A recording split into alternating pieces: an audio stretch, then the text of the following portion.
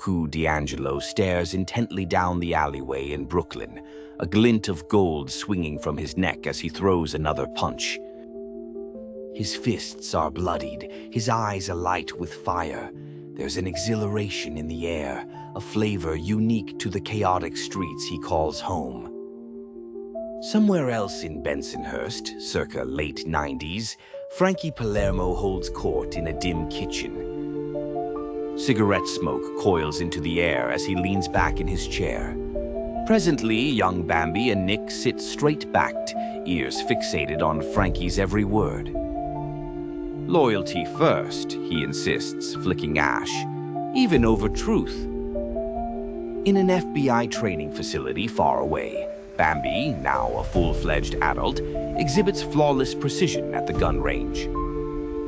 Each shot hits the bullseye as a photo of her family silently watches her from the locker.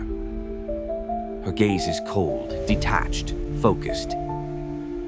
Meanwhile, under the shadow of a burning warehouse, Nick Palermo grips the steering wheel inside a blacked-out car. He's transfixed by the flames consuming the building. His hands tremble, yet his eyes dance with the chaos. Cut to a grubby motel room in Tijuana. Inside, David Lopez fixates on Bambi longer than necessary. The air is heavy with anticipation. She wears a wire, hiding secrets under her cool facade. "You sure about this?" he questions. Her response is wordless. A kiss seals her silence.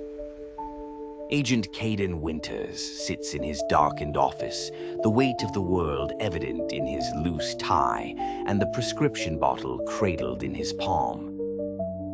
He swallows a pill, slamming the drawer shut with finality. A framed photo of his deceased partner holds his stare, even as his phone chimes, clamoring for attention he refuses to give. Across town, Emily Palermo Winters stands poised at her vanity, deftly applying lipstick as she remains immune to Caden's distant shouts. Calm, detached, she whispers to her reflection, "I can't do this anymore." In a smoky Georgia club, the air vibrates with the sultry voice of Harlow Blonde on stage. Her song is sweet yet clandestine. A gun lies concealed behind her back. The audience falls into hushed silence when Goku steps in. Their eyes meet, and every note dissipates into oblivion. Under sharp fluorescent lights, Supreme slams a duffel bag bursting at the seams with cash onto the table. Beside him, Stash Cash is entranced by his laptop, fingers flying as code blinks and morphs upon the screen. Christian's intelli as he lights a cigar, eyes steadfast. Bambi brushes past in the background, her gaze somberly cast downwards. A smirk adorns Christian's lips. He knows more than he lets on. Raindrops beat down as a funeral procession moves forward. Umbrellas bob to shield their bearers from the torrents. Goku stands solemn at the casket. Bambi lowers sunglasses, hiding eyes brimming with secrets. Nick's jaw is set firm in grief. Lopez, distant under a black umbrella, ponders quietly. Emily's solitude is poignantly stark. In stoic acknowledgement, Supreme nods to Stash. Christian's smile remains enigmatic. Neon Noir, Season 1, Mondays, 2 p.m. Central. Welcome to the war.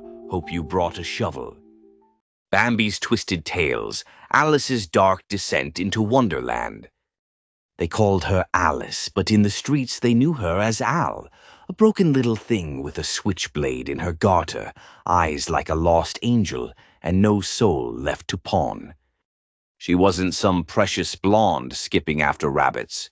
She was a runaway, 16, crack-den dropout, sold for a hit by her own mother. She knew the alleys of Wonderland like the back of her bruised hand. The White Rabbit? He wasn't late.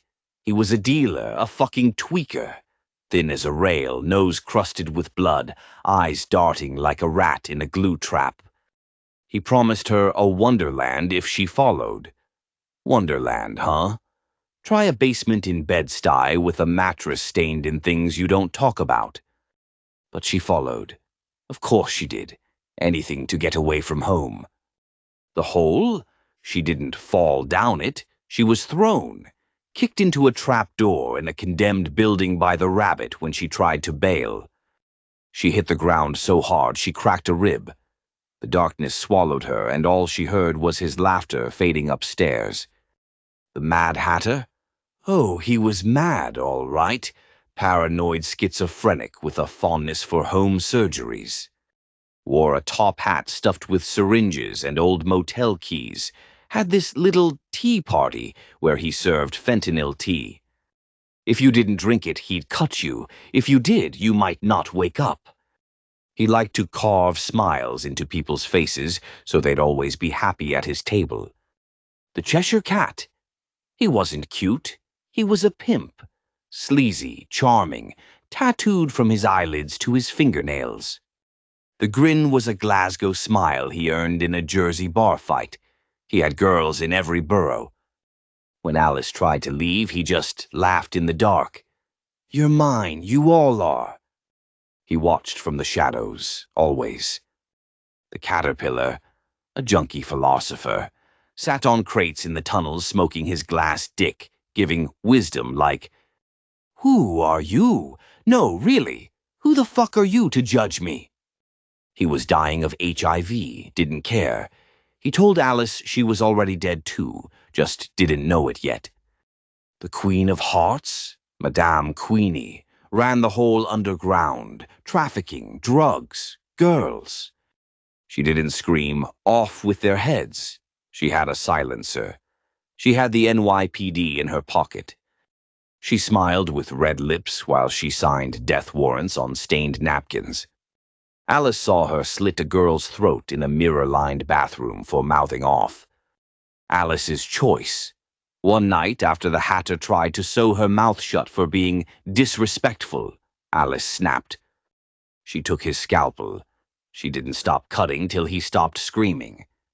She wiped the blood on her face like war paint, crawled out of the tunnels, found the Cheshire Cat watching, smirking. He clapped slow. "Hatter girl, you're one of us now." She stabbed him too, left him grinning forever. The ending. She never made it home. She didn't want to. There was no home. She became Wonderland. Queenie's empire fell in a series of arsons and stabbings. Nobody knew who did it.